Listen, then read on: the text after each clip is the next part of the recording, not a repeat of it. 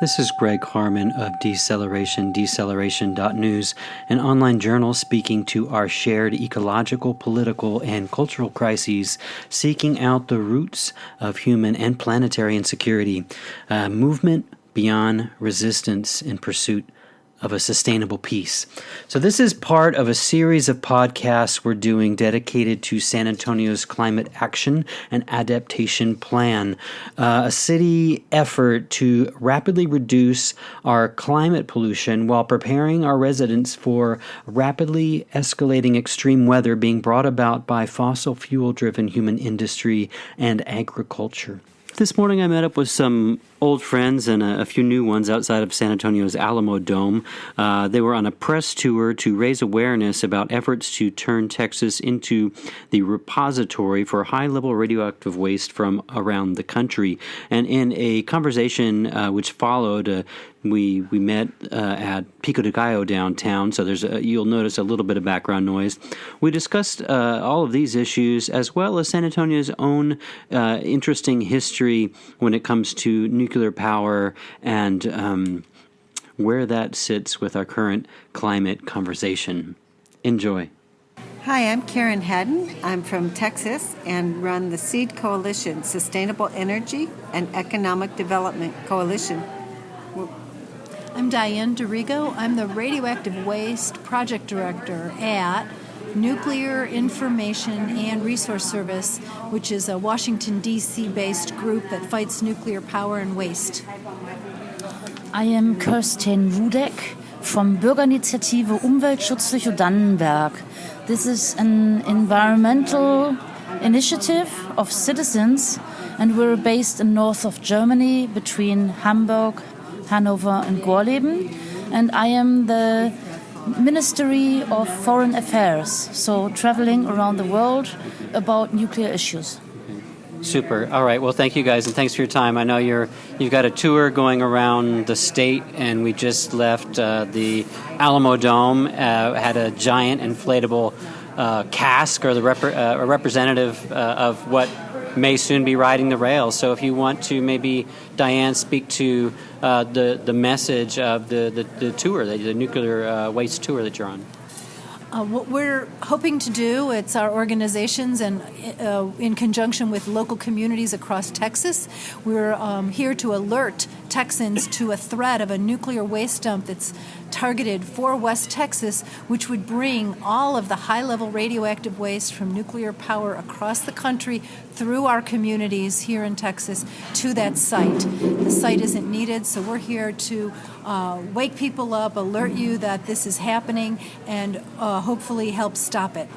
How many, now, give folks a sense of how large the nuclear industry is in the United States, how many plants we're talking about over time. Do you have a sense of that? Yes. We have had over 100 nuclear power reactors operating in the U.S., and now we're down to 98. One just closed last week in New Jersey. However, at all of these locations are tons and tons of high-level radioactive waste. So in the U.S., we now have around 80,000 tons of waste, and if the reactors that are operating keep operating till their lifetimes, their licenses end, we'll have almost double that. Well, we won't have quite double, but we'll have a lot more. We'll have over 100,000 tons. So the dump that's targeted at Texas, that's applying for an application, wants 40,000 tons, but they could expand. And then there's another dump in New Mexico, just over the border, that's applying for up to 173,000 tons. So we could have all of the waste plus more coming through Texas to those places if these illegal dumps are licensed. Now, Karen, I want to switch over to you to get a look at or kind of a throwback to the history of this area. This has been kind of somewhat of a boom out there, whether you've got WIP across the New Mexico line, Eunice, Andrews, and I know you've been engaged in fighting a lot of these disposal fights. And how does this compare, and how does this fit in that kind of continuum? I know you mentioned that people are not as receptive as maybe as they once were now that they've lived with waste control specialists for a decade or so. Well, actually, what we find is that a lot of the people in far west Texas, in Andrews, they sort of accepted low-level radioactive waste, but we've gone out on the street corners, we've gone to the gas stations and just talked to workers coming in to get their drinks and sandwiches for the day.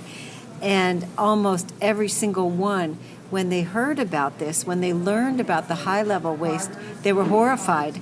And this is some of them oil field workers who are used to dealing with some radioactive materials, but they knew the difference. They knew that this was control rods from existing nuclear reactors instead of small sources, and they don't want it. The catch is that most of these people don't have access to the media or to any good venue to let the world know about how they feel and think, and nobody has given them a chance to vote. In all of our state, there's only been one public meeting on this proposal of this magnitude. By contrast, New Mexico had 5 for the proposal there, and Yucca Mountain had 24 over the years around the country. Same waste that we're talking about. And for people in much of Texas, it would take 8 hours or more to drive to a public meeting in Andrews. So we really think that the NRC is shirking their responsibility. They should be holding public meetings in Dallas, in San Antonio, in El Paso, in Midland. Is that part of your kind of call out? I know you mentioned this deadline for comments on this particular dump. Do you want people writing in saying we need a public hearing, or simply shut it down, or what's the message that people could be bringing to the NRC during the public comment period? Both of those things. The comment period is a place where you can, and we hope people will, ask for extensions on the comment timeline and ask for these public meetings, especially in these major cities where the radioactive waste could travel through on the railways. It introduces risk for everyone along the way. So we have an October 19th deadline right now on public comment, and October 29th deadline to intervene, which is a legal process where you can insert yourself and your interests in the process of the licensing of the Waste Control Specialist facility. Mm-hmm. Now, Kerstin, I know you have come a long way to join this tour, and I know you've been involved with the anti-nuclear work going on in Germany for some time. And what message is it that you're bringing here in terms, whether it's public health or denuclearization, what have you? Well, it has to do with all these issues, but I would call it, I have a story to share. It's a part of our history. So we were targeted to be a nuclear waste dump for the whole country in 1977. And what we did is raise huge protests because we did not want this nuclear waste, and we did not want cheap solutions made by the nuclear industry. We want to stop nuclear power and to stop nuclear waste production, and then first have some independent scientists who will set up commissions, who will set up decisions about how to store the high radioactive waste and then where to store it. So we got transports, 13 altogether, with 113 casks of high radioactive waste to our community of Gorleben, and we could stop them by really huge protests. There was a decision by the German government for lifetime extensions of the nuclear power plants in 2010, and then Fukushima happened. And then there was a different decision of a nuclear phase-out of all nuclear power plants in 2011. And in 2011, the last cask transport to Gorleben took place. So we have this waste now. They're standing in the forest in a kind of potato barn. Wow. But we are not asking to move it somewhere else, because where should we ask to bring it to? Yeah. To harm other people. So no nuclear transports. And this is what I love to share with these regions in Texas also. Be aware, you should not be sacrificed by your government. Mm-hmm. Ask the government to first have a concept, and then you can think about where to move the waste. Mm-hmm.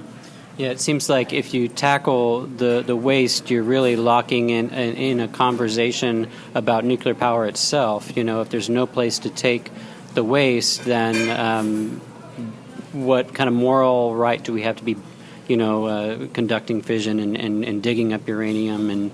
And I wonder, Diane, if you can speak to kind of where we are nationally in terms of nuclear power, if this is kind of moving out of it and the way coal is starting to shut down. I know in San Antonio we were maybe the first city to make a permit application for new nuclear power back in like 2006, right?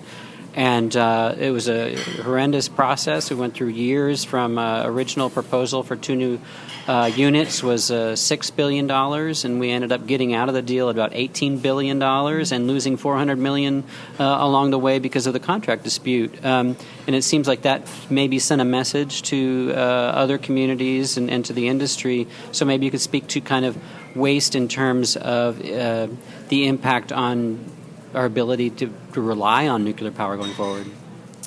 Well, it's been clear to most of us who don't want to suffer the nuclear waste that we should find other ways to make our electricity, and it's abundantly available now. Solar and wind are exceeding nuclear on the new amounts that are added each month, each year to our electric supply.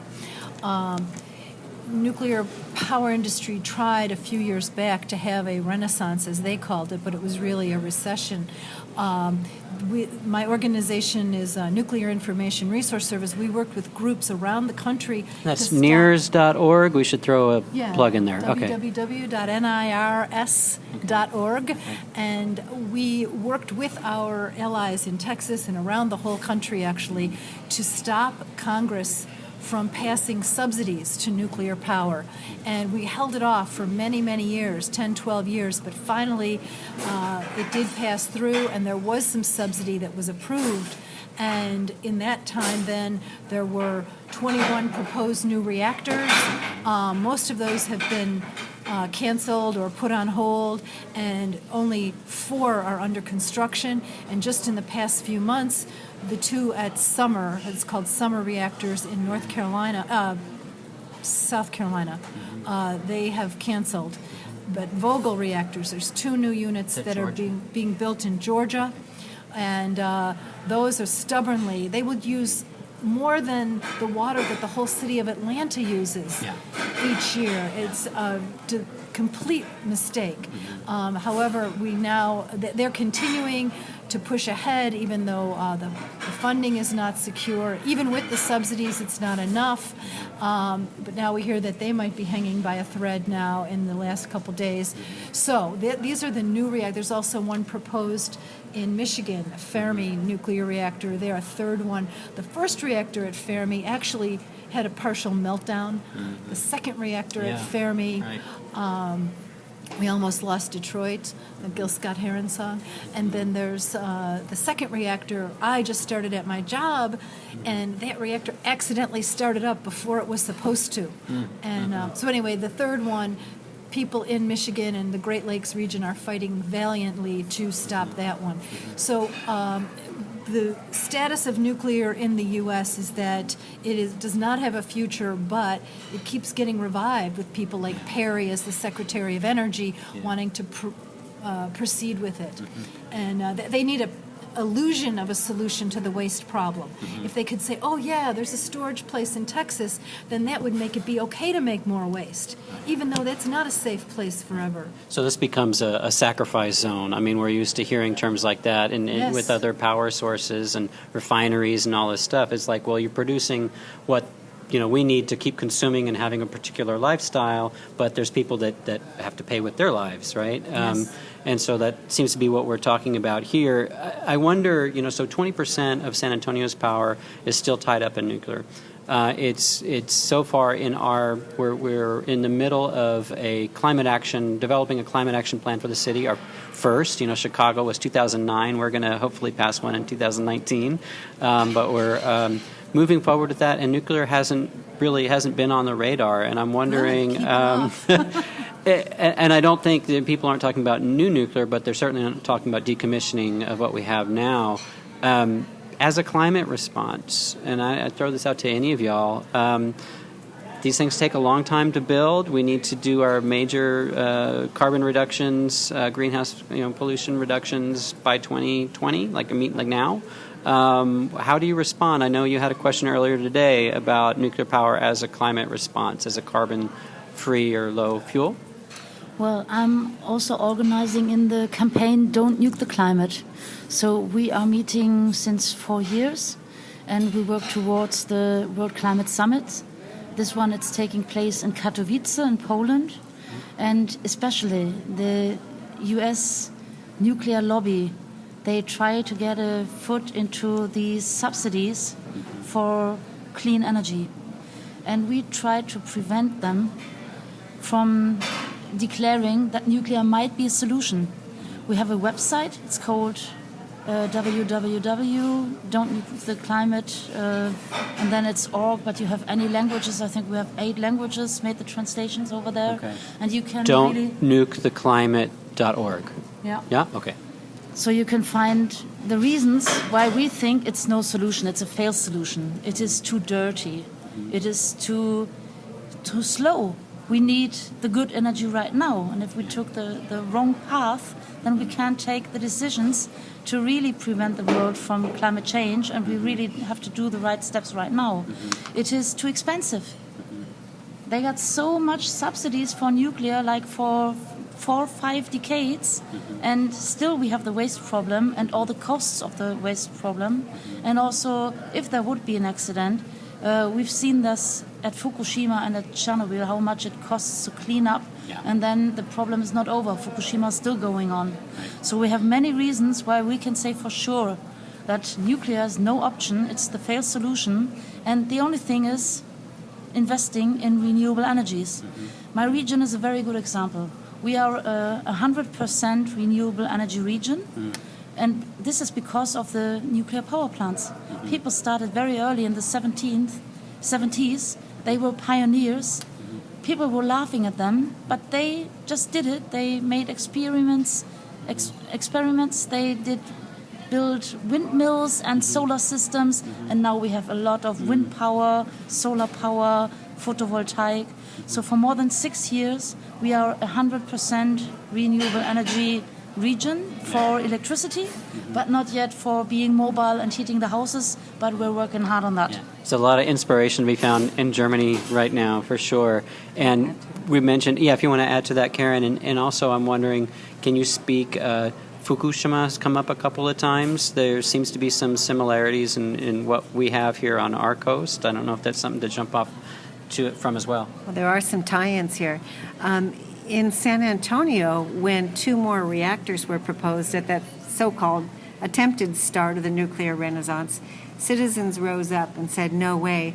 And the campaign then was nuclear no, solar sí. And as a result of saying no to spending $18 billion on new nuclear reactors, that left money and resources and energy and the need for power that could go forward with solar projects. And that is why San Antonio was able to get 400 megawatts of solar. That spurred on Austin Energy, where we got a commitment to 600 megawatts of utility-scale solar. Together, those projects are shaping the new wave of solar, not only in Texas, but for the country. We started the wind boom to a large extent in Texas. California has also been a leader, but Texas leads the country in wind now. And once it catches on and once it starts getting built, it becomes more affordable. So that is the way to reduce carbon. These are low risk and low cost alternatives, cheaper than nuclear power, and you don't have the waste. Nothing really horrible happens if you have a huge storm. The solar panels usually make it through the hurricanes pretty well, 95% of them. You might lose a blade off a wind turbine, but you're not going to have radioactive waste scattered all across the land or into the waterways. So it's much, much safer. And I've never heard of a country invading another country for windmills For wind or bombing turbines. a country for a solar array. No, I haven't seen that yet. And you mentioned Fukushima. The South Texas existing nuclear reactors, units 1 and 2, were supposed to retire in 2027 and 2028. I think they should. I'm very concerned about the safety issues at that plant. And in typical form, they pass everything with glowing colors. That's usually when some major accident happens and everybody says, oh, how could that ever have happened? Well, sometimes things get looked over, passed over. But meantime, they've been given another 20 years. They just got their relicensing application. By contrast, Fukushima Unit Number 1 had just been given 1 month prior to the disaster there. They had gotten a 10-year renewal license. If that first unit had not been running, there might have been some difference in the outcome there. You know, it's hard to say to what extent, but there's connection between these units, and if it had been shut down, it might have been somewhat different there. As it is, we had 3 meltdowns that are contaminating the ocean still to this day, and the cleanup has not happened, and it's amazing that even people who don't know much about nuclear power seem to be catching on to the fact that we have an ongoing disaster going on in Japan that's impacting the health of our oceans, our seafood, and the people and the whole planet that depends on it. And I know this is can be a hard area to organize around, and I'm just wondering if your experience, I know you're just getting the campaign underway, but in your experience, if more people are more amenable or educated on these issues than you've seen before, and I promise to keep the interview brief, so I want to respect that. But if you have any thoughts on where public attitudes may be and what you're hearing along the way. We're especially concerned about young people. A lot of young people are very well informed and very knowledgeable and very activist oriented, and we're happy about that. But there's also a lack of firsthand knowledge of some of the disasters that have happened for some of these youth. It wasn't part of their lifetimes. They don't understand 3 Mile Island. They don't understand Chernobyl. And so there's a lot of education that needs to go on. But once that happens, everyone catches fire. And so we have a lot of hope. Diane. I wanted to say that this threat right now is of supposedly interim storage places for high-level radioactive waste from the nuclear reactors around the country, and they're called centralized interim storage now, but that these same kind of dumps were threatened back in 1979 and again in 1987, and they had different names, away from reactor storage, monitored retrievable storage, but it was the same idea. Let's pretend there's somewhere to send this waste, send it off to another place, put it on their yard, and we keep making it. Well, people in the 1970s, the 1980s, and the 1990s across this country stopped this bad idea before, and it can be stopped again. So people should not feel like it's too difficult. It's absolutely essential that people rise up and prevent this very stupid plan to move nuclear waste around. We should be moving toward more renewables and less nuclear waste, and let's not spread around the stuff that unfortunately has already been created.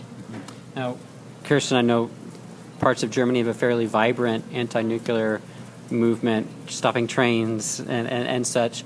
What do you attribute that to? Is that the experience of Chernobyl? Is that the linkage to nuclear weapons and disarmament? Where does that inspiration come from, and is it something that you can plant some seeds here in the U.S.? Well, I think it all has to do with also the belongings of nuclear weapon and health concerns, but I think the biggest motivation is if you recognize what you have to lose and what you have to win. And I think our protests started as not in my backyard protests.